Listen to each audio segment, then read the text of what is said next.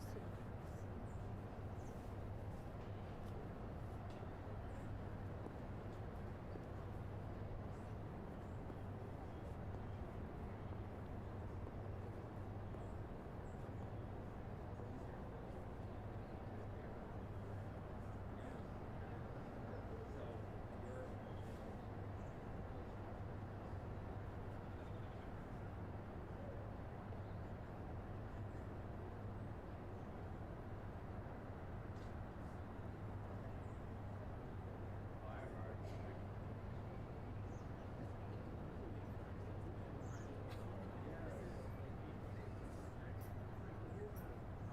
No, sí.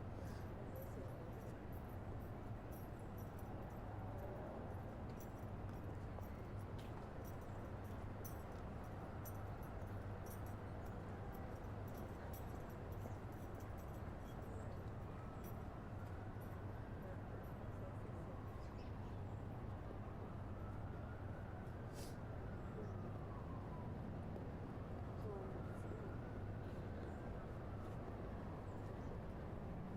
No, no, no. No, pero seguramente sí va a ser lo que siempre hace del almuerzo.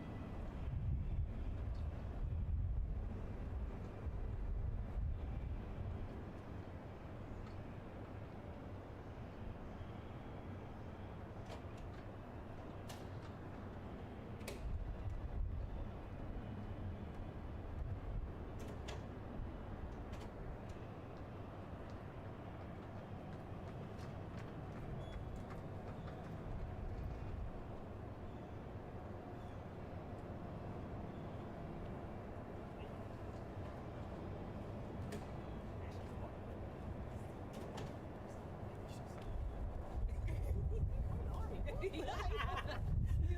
in the Coast Guard. Holy shit.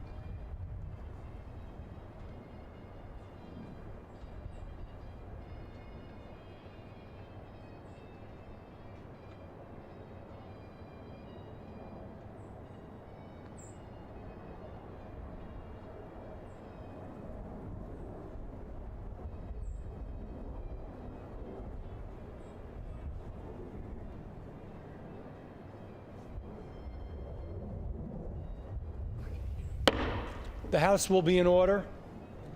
For what purpose does the gentleman from the state of New Jersey, my friend, seek recognition? Thank you, Mr. Speaker. It's great to see you up there in the chair. Mr. Speaker, I move that the House suspend the rules and pass H.R. 5856 as amended. The clerk will report the title of the bill. H.R. 5856, a bill to reauthorize the Trafficking Victims Protection Act of 2000 and for other purposes. Pursuant to the rule, the gentleman from New Jersey, Mr. Smith, and the gentlewoman from North Carolina, Ms. Manning, each will control 20 minutes. The chair recognizes the gentleman from New Jersey. I thank the Speaker. I ask unanimous consent, Mr. Speaker, that all members may have 5 legislative days to revise and extend their remarks and to include extraneous material on this measure. Without objection. I ask unanimous consent to introduce into the record an exchange of letters with other committees of referral on this bill. Without objection. Thank you, Mr. Speaker. I yield myself such time as I may consume. The gentleman from New Jersey is recognized. Mr. Speaker, more than 20 years ago, the U.S. Congress approved and the President signed historic legislation that I authored, known as the Trafficking Victims Protection Act of 2000, a comprehensive whole-of-government initiative to combat sex trafficking in the United States and around the world. The TVPA created a bold new domestic and international anti-human trafficking strategy and established numerous new programs to protect victims, prosecute traffickers, and to the extent possible, prevent human trafficking in the first place, what we call the 3 Ps. Though it's hard to believe now, the TVPA was met with a wall of skepticism and opposition, dismissed by many as a solution in search of a problem. For most people at that time, including some lawmakers, the term trafficking applied almost exclusively to drugs and weapons, not to human beings. Reports of vulnerable persons, especially women and children, being reduced to commodities for sale were often met with surprise, incredulity, or indifference. The bill was finally signed into law on October 28, 2000, and within a year after enactment, no one was arguing anymore that the Trafficking Victims Protection Act's integrated 3P strategy, prevention, protection for victims, and prosecution of the traffickers, was flawed, unworkable, unnecessary, or counterproductive. The TVPA included several sea-change criminal code reforms, including treating as a victim and not a perpetrator of a crime anyone exploited by a commercial sex act who had not attained the age of 18, and anyone older where there was an element of force, fraud, or coercion. The TVPA radically reformed the U.S. Criminal Code to authorize asset confiscation, as well as jail sentences of up to life imprisonment.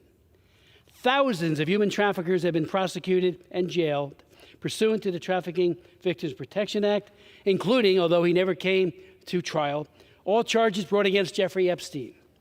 According to the Bureau of Justice Statistics, the number of persons prosecuted for human trafficking more than doubled from 2011 to 2021, from 729 persons to 1,672 persons, respectively. Among its many provisions, the Act also created the President's Interagency Task Force to monitor and combat trafficking in persons, the U.S. State Department's Trafficking in Persons Office, the annual TIP report, and I encourage my colleagues to look at it and to read it, at least when they're traveling especially, or meeting with delegations from other countries.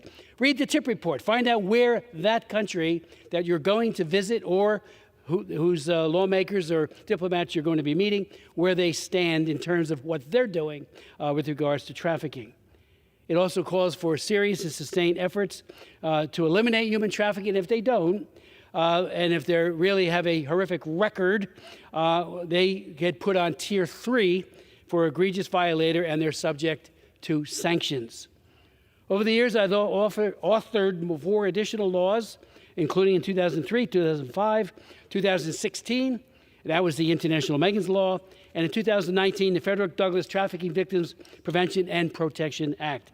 And we are reauthorizing that and the underlying TVPA today. Today, the House considers a 5-year reauthorization named after and in honor of the great abolitionist and civil rights leader, Frederick Douglass. Special thanks are in order to our original co-sponsors, including Chairman McCall, my subcommittee ranking member, Susan Wild, as well as Kathy Manning, who's managing over on the Democratic side tonight. I thank her. Ann Wagner, Henry Cuellar, Joe Wilson, Amada Radwagen, and Dr. Michael Burgess, all original co-sponsors of the bill. I thank you, and I say again, a special thank you to the extraordinarily talented staffers, including Mary Vigil to my left, who did an amazing job on this. Janice Kaguyutan, never get it right. Thank you, Janice, for your work. Thank you to Mary Noonan, Doug Anderson, and survivors Bella Haluki and Robert Long, who also provided tremendous insights. A heartfelt thanks to the over 20 organizations that have provided insights, recommendations, and have endorsed this legislation. Terry Fitzpatrick, for example, director of the Alliance to End Slavery and Trafficking. It's a consortium of various groups. He has said, on behalf of them, the U.S. has the world's most comprehensive governmental effort to fight human trafficking, and this law is the reason why. It is the blueprint for comprehensive action at home and abroad. Updating and reauthorizing the act is essential to maintaining America's leadership. The United States Conference of Catholic Bishops strongly endorsed the legislation and asked Congress to approve the measure without further delay, quote unquote, and went on to say we must unite to identify and address conditions that lead to human trafficking and promote efforts to prevent it, said Bishop Mark Zeitz. And a great big thank you to Kenneth Morris. Now, this man is the great-great-grandson of Frederick Douglass and the great-great-grandson of Booker T. Washington. He runs a group called the Family Initiatives, and he has been of such a great source and an inspiration for this legislation. He has said that this legislation, named after his ancestor, emphasizes education and resilience as effective means to prevent human trafficking among children, prevent re-trafficking of survivors, and provide support and hope to survivors in their journeys towards self-empowerment. Mr. Morris goes on to say, in the words of my great-great-grandfather and great American abolitionist Frederick Douglass, quote, enslavement is a scourge on humanity, and that to expose it is to kill it. Slavery is one of the monsters of darkness to whom the light of truth is death.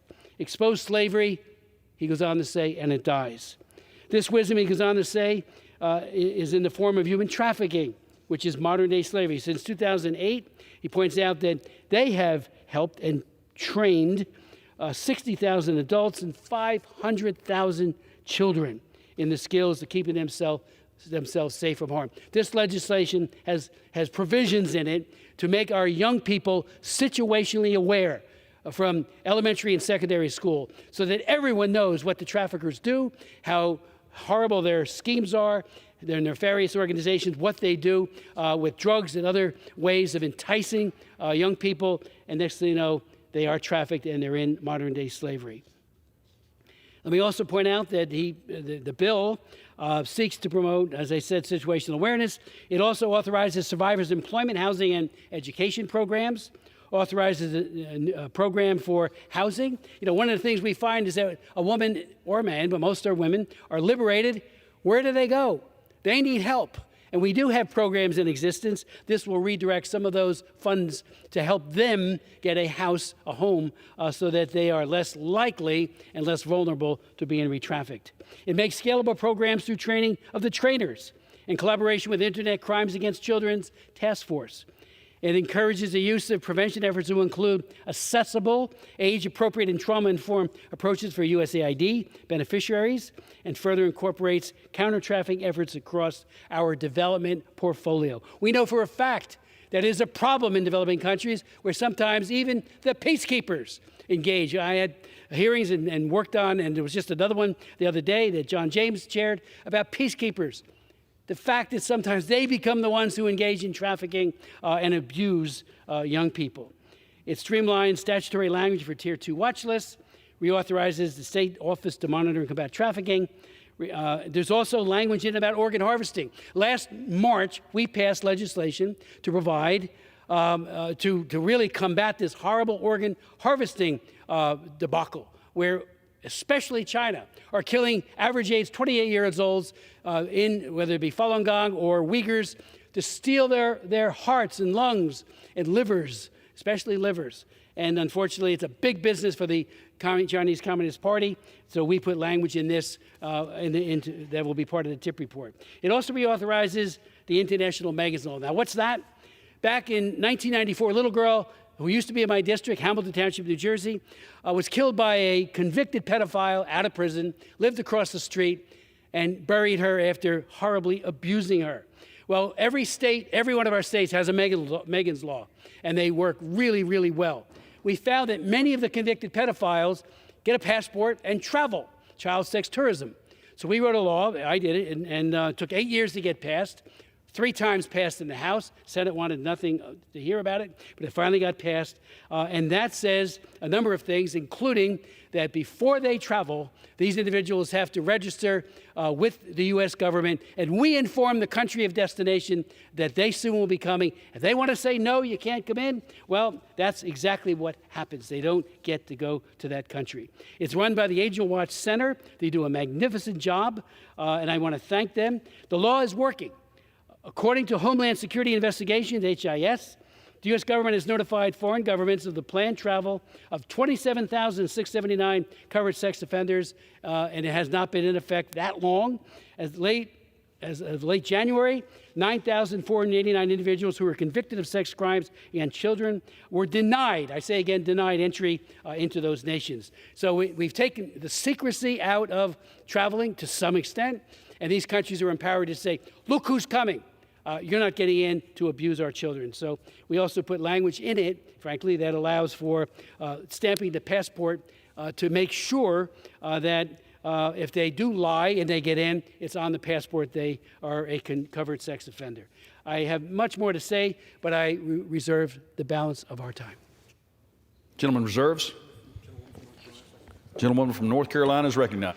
Mr. Speaker, I rise in strong support of H.R. 5856, and I yield myself as much time as I may consume. Gentlelady is recognized. I was proud to help introduce this bipartisan bill alongside my good friend and one of the colleagues with whom I've worked closest in Congress, Representative Chris Smith of New Jersey, as well as my dear friend, Representative Susan Wild, to reauthorize the Trafficking Victims Protection Act of 2000. Congress has reauthorized this important bill several times in 2003, 2006, 2008, 2013, and most recently in 2019. This legislation serves as a reminder that Congress has long played and will continue to play a critical role in advancing U.S. interests and global efforts to combat and eliminate human trafficking. I want to thank Representative Smith for having authored the first modern U.S. anti-trafficking bill and its subsequent reauthorizations, and for his tireless work fighting to do the right thing to protect those who have been dehumanized by forced labor and sexual exploitation. We are deeply grateful for your leadership. We are also proud to partner with you not only in elevating this issue, but also in saving lives and protecting vulnerable people around the world, which is what this legislation has done. Today, we build on the successes and the lessons learned over the last decades. This bill is a 5-year reauthorization of important counter-trafficking programs, and it also modernizes vital prevention, protection, and prosecution tools to eradicate this billion-dollar criminal enterprise and save countless lives from this egregious violation of human rights. This bill saves lives, and it is a bipartisan cause. It's not about politics. This is about doing the right thing. It is about our common humanity. And it is about protecting those who have been subjected to unspeakable crimes. I am very proud to support it, and I reserve the balance of my time. Gentlelady from North Carolina reserves. Gentleman from New Jersey is recognized. Reserve the balance of our time. I'm ready to close when my friend and Gentleman colleague. reserves. And I do thank you for her comments tonight. I yield Gentlelady from myself North Carolina is recognized. as much time as I may consume for the purpose of closing. Gentlelady is recognized. The Frederick Douglass Trafficking Victims Prevention and Protection Reauthorization Act builds on the decades of efforts to combat human trafficking, modernizing prevention, protection, and prosecution tools. This 5-year reauthorization of counter-trafficking programs will be critical for U.S. efforts around the globe to eliminate the human trafficking industry. I want to thank again my good friend, Representative Chris Smith, for his lifetime of work on this issue. It has made a real difference, and this reauthorization will continue to make a difference for years to come by building on the lessons learned since he first introduced the first modern anti-trafficking bill in 2000. I urge my colleagues to join me in supporting H.R. 5856, and I yield back the balance of my time. Gentlewoman from North Carolina yields. Gentleman from New Jersey is recognized. Thank you very much, Mr. Speaker, and I want to thank my good friend and colleague. We have worked together on so many human rights issues, including combating anti-Semitism and other important human rights issues and trafficking. She was a star when we had our hearings on this, and I want to thank her for her eloquent defense of the victims, as well as trying to stop the perpetrators of these horrible crimes. You know, at a congressional hearing, and that's one of the ones I'm talking about right just now with my good friend and colleague that I chaired last May, a woman by the name of Gina Cavallo, an amazing, courageous woman from my home state of New Jersey, told us how she suffered unspeakable violence, including rape, beatings, coercive drug abuse, and other torture as her traffickers sold her like a commodity from one buyer to the other. She testified, and this is only a part of her testimony, but it goes right to the heart of what we're talking about. She testified it's so critical that survivors are heard. And she said that the Frederick Douglass Act is a direct result of listening, and we listened to her and other human trafficking victims. And that's much of what we have here tonight has been informed by their insights. Gina Cavallo told us that she was a survivor of domestic violence and childhood abuse. That experience as a child led me, this is her talking now, to a place where I felt ashamed, unloved, rejected. It also led to me being trafficked. Force, fraud, and coercion, she goes on to say, were all used by someone who pretended to be my friend, but ultimately abducted me into being trafficked. For nearly 2 years, from the age of 18, I was prostituted and sold to the highest bidder and raped over and over and over again. She went on, my identity was taken, and I was given a new name. Sleep deprivation, threats of violence, pornography, drugs, and food were all used as punishment and reward, leading to my traffickers taking complete psychological control over me. Does this sound like anything that a young person dreams of for their future? Being stripped and robbed of your peace of mind and of your body, your humanity, your dignity, and your respect. I became, she goes on to say, a commodity to be used for others' gain. But I often blame myself for the situation because I believed it was my fault. And I've heard, and I know my good friend Karen has heard this as well as other members of this chamber, so often the trafficking victims say, oh, it's my fault. It's not. They have been coerced, deceived, and drugged often into this terrible, terrible trafficking situation. She goes on to say, as a victim, I was taught to distrust my family and friends, and especially law enforcement. The more they isolated me, the more fear I felt, and the more control they gained, which is very intentional. It took decades for me to identify that I was a victim. I learned through counseling and by my continuous healing journey that what happened to me wasn't my fault. As a victim, I was left with a lifetime sentence, ruined relationship, addiction, hospital visits, suicide attempts, lack of jobs and education, and also left with shame and fear. In her testimony, Gina said, but what you especially can do as lawmakers is to ensure that every aspect of your work to end human trafficking that you put forward mandates widespread survivor-informed and trauma-informed training. She goes on, we need to create a safer country where people can come forward without stigma to reveal their experiences.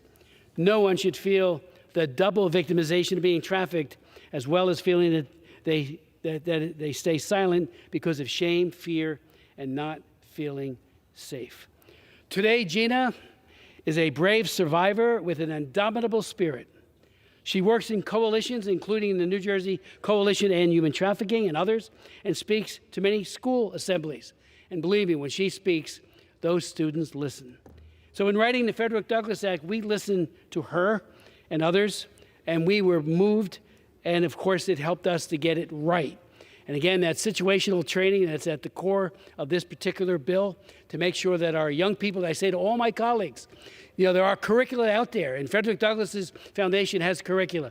Go to your schools, go to your police departments and say, please, will you take a look at this and have a day or two or more of training so that the young people, elementary and secondary age, and it also applies to college and higher education, that they know how to defend themselves. And if they see a friend at risk, to intervene quickly before the traffickers get them on drugs and hurt them severely. I see we're pretty much out of time before the end of this time period, so I do yield back the balance of our time, and I urge a yes vote on this legislation. The gentleman yields. The question is, will the House suspend the rules and pass the bill H.R. 5856 as amended? Those in favor say aye. Those opposed, no. In the opinion of the chair, the two-thirds being in the affirmative, this gentleman from New Jersey seek recognition. On that, I request the yeas and nays. Yeas and nays are requested. Those favoring a vote by the yeas and nays will rise.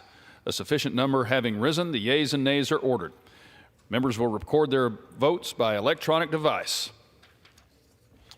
Pursuant to Clause 9 of Rule 20, this 15-minute vote on the motion to suspend the rules and pass H.R. 5856 as amended will be followed by 5-minute votes on the motion to reconsider House Resolution 863 and adoption of House Resolution 863 if ordered. This will be a 15-minute vote.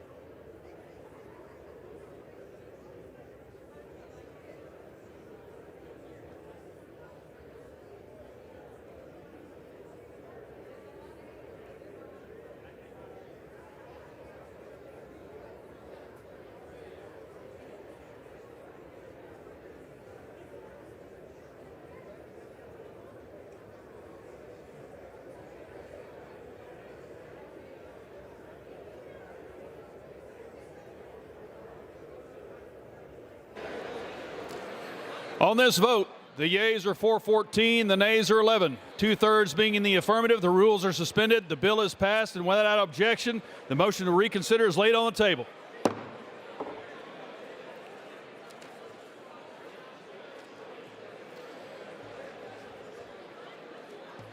Pursuant to Clause 8 of Rule 20, the unfinished business is the question on the motion to reconsider the vote on the question of adoption of H.Res.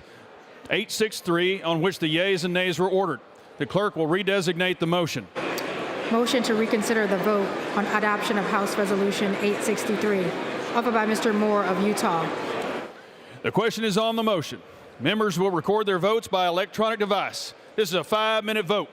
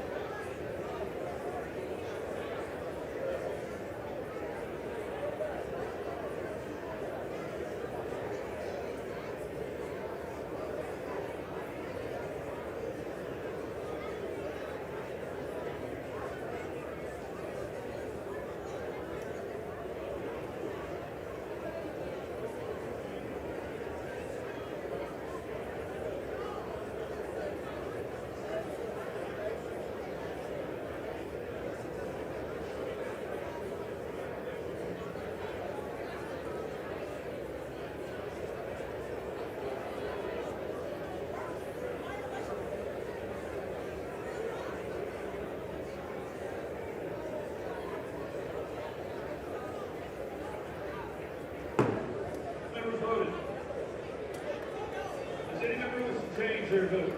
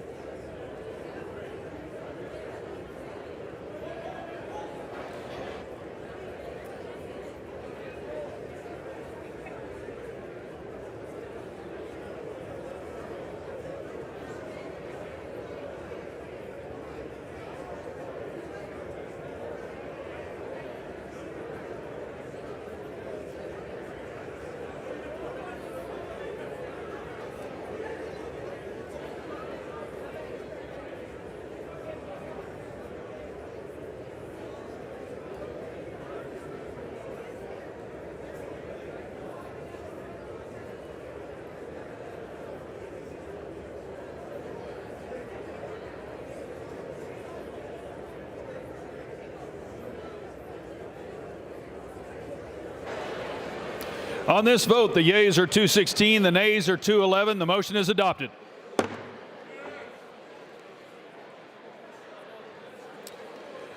The question is on adoption of the resolution. Those in favor say aye. Those opposed say no. In the opinion of the chair, the ayes. For what purpose does the gentleman from Utah seek recognition? The yeas and nays are requested. Those favoring a vote by the yeas and nays will rise. A sufficient number having risen, the yeas and nays are ordered. Members will record their votes by electronic device. This will be a 5-minute vote.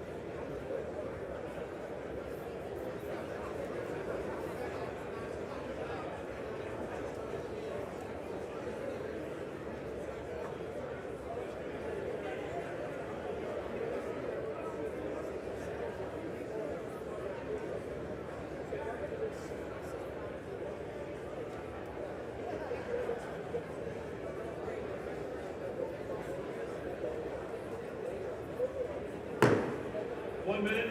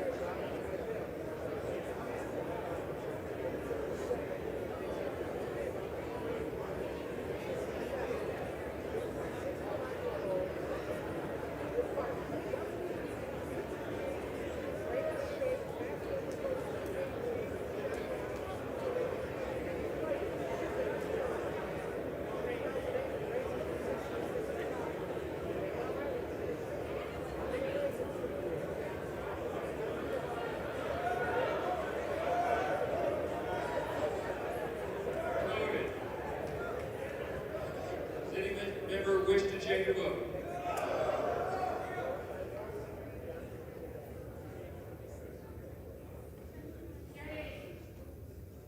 On this vote, the yeas are 214 and the nays are 213. The resolution is adopted.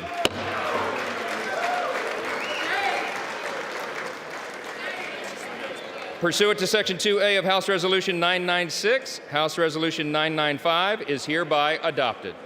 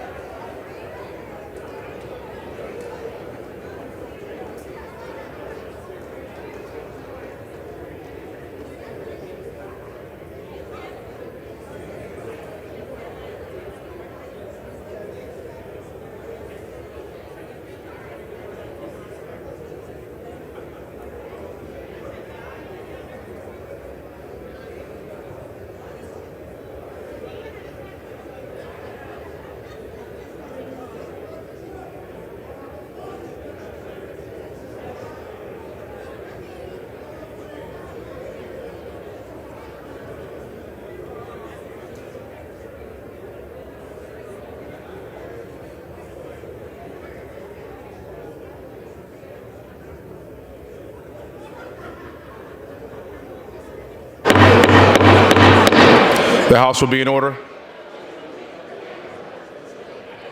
Will members please move their conversations outside? The House will be in order.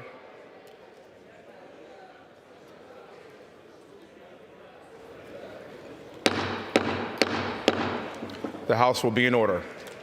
Members, move your conversations outside. Thank you.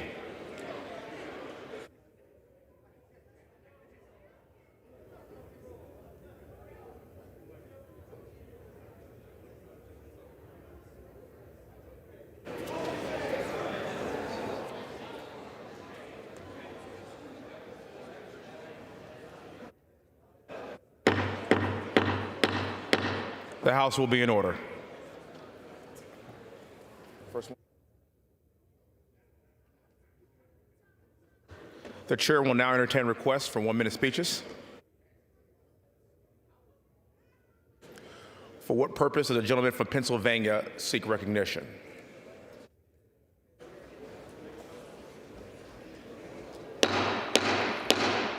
The House will be in order. Mr. Speaker, request unanimous consent to address the House for 1 minute and revise and extend my remarks. Without objection, the gentleman is recognized for 1 minute.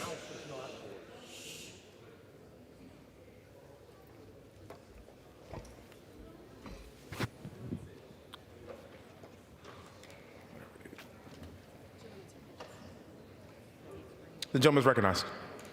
Thank you, Mr. Speaker. Mr. Speaker, I rise today to remember the life of Rich Kelly of Center County. Rich was a tireless advocate for emergency service in Center County, and he never wavered on his dedication to helping others. Rich joined Mount Nittany Health System in 1991, working his way up to EMS manager, and is responsible for the significant development and growth of the department and EMS in the region. Over the years, he also served as Center County Coroner, Executive Director of Bellefonte EMS, Assistant Manager of Center Lifelink EMS, and was a flight paramedic for Geisner Life Flight.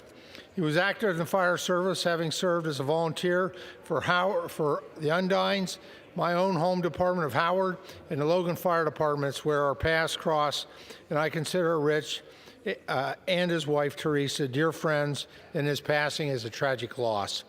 His contagious personality and cheerful sense of humor will be missed across Center County for years to come. Scripture in 1 Thessalonians 4:13-18 instructs us with these words: Brothers and sisters, we do not want you to be uninformed about those who sleep in death, so that you do not grieve like the rest of mankind who have no hope. Rich Kelly lived his life dedicated to service and caring for others in a way that brought hope to so many. Let us find peace, having known Rich Kelly. Thank you, Mr. Speaker, and I yield back the balance of my time. For what purpose does the gentleman from New Jersey seek recognition?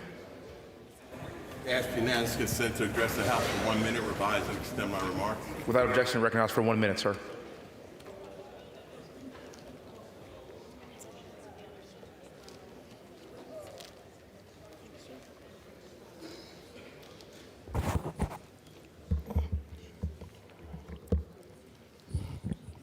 Mr. Speaker, I rise today to discuss how the House Republicans make the border crisis worse to harm America. Last week, they failed in their political stunt to impeach Department of Homeland Security Secretary Alejandro Mayorkas. There was no reason at all to do this in the first place. Then they failed to pass an appropriations bill because they did not include border security funding. But let's be honest, Republicans are not interested in border security. Their master, Donald Trump, told them to do nothing so he could use it as an election ploy. So they are allowing more undocumented immigrants to enter this country, and they're allowing dangerous fentanyl and other drugs to threaten the lives of Americans. They do it so this can be the kiss the feet of their boss and fearless leader. And they are robbing resources and funding from hardworking Americans to do it. It is an example of cowardice that has no equal in America. And with that, Mr. Speaker, I yield back. For what purpose does the gentleman from Tennessee seek recognition? Thank you, Mr. Speaker, I seek unanimous consent to address the House for 1 minute to revise and extend my remarks. Without objection, recognized for 1 minute. Thank you, Mr. Speaker. I rise to honor a true American hero who gave his life while keeping my community safe. On Thursday, February 8th, a violent criminal opened fire during a traffic stop. He put Blount County Deputy Shelby Eggers in the hospital and killed Deputy Greg McCowan, who was 43 years old. McCowan was known for being a loving man and a brave officer. His family was the light of his life, Mr. Speaker, and he loved them dearly. His fellow deputies knew that they could count on Deputy McCowan when he was serving alongside them. One of his colleagues described him as one of those guys you always wanted on your side. In 2021, he received the Sheriff's Office Life-Saving Award for rescuing a man from a burning vehicle. And I want to give my sincere condolences and prayers of healing to Greg's parents, Dallas, Elizabeth, and Jeff, his fiancee Leah, his children Kaylee and Caden, Leah's children Kaven and Jacob, his granddaughter Ella, his sister Charity, and everyone else who knew and loved him. I also want to thank a very good friend of mine, Blount County Sheriff Jimbo Barong, for his leadership through this tragedy. He's a good friend of mine, and I know he has been working so hard to take care of his department and deal with this incredible loss. Earlier today, they caught the murderer, and it was due to East Tennessee's law enforcement tireless work to bring him to justice. We can never forget exactly how much our law enforcement sacrificed to keep us safe every day, Mr. Speaker. My prayer is that this never happens to any of y'all's communities. Thank you, and I yield the remainder of my time. Thank you. For what purposes does the gentlewoman from Michigan seek recognition? Mr. Speaker, I ask for unanimous consent to address the House for 1 minute and to revise and extend my remarks. Without objection, recognized for 1 minute. Thank you, Mr. Speaker. Today, we mark the first anniversary of the shooting at Michigan State University that took the lives of Ariel Anderson, Brian Frazier, and Alexandria Verner, and physically injured 5 others. I spent today's anniversary on campus in East Lansing, where I saw firsthand how the pain and trauma of that terrible day continues to reverberate throughout the Spartan community. I was heartened to see so many people turn their emotions into action through the day of service at the Hannah Community Center at the International Center. As a member of Congress, as the first member of Congress that we can find who has faced 2 school shootings, both at MSU and at Oxford High School, I know too well how these events rip a hole in the lives of the community, one that remains long beyond the headlines. A place that's burned into my brain is the place I spent the night that evening a year ago, the East Lansing Police Department, in the hours-long manhunt that went on. It seemed fitting to go back today to thank them, the fire department, the first responders. We have responded in Michigan. In response to the MSU shooting, the Michigan legislature stepped up and passed the most robust and comprehensive gun safety legislation in our history. In our courts, we just recently convicted the mother of the shooter in the Oxford High School shooting. We are setting an example of how to respond when our kids are crying out for leadership. Thank you, and I yield back. For what purposes does the gentleman from Georgia seek recognition? For 1 minute to revise and extend my remarks. Without objection, you're recognized for 1 minute, sir.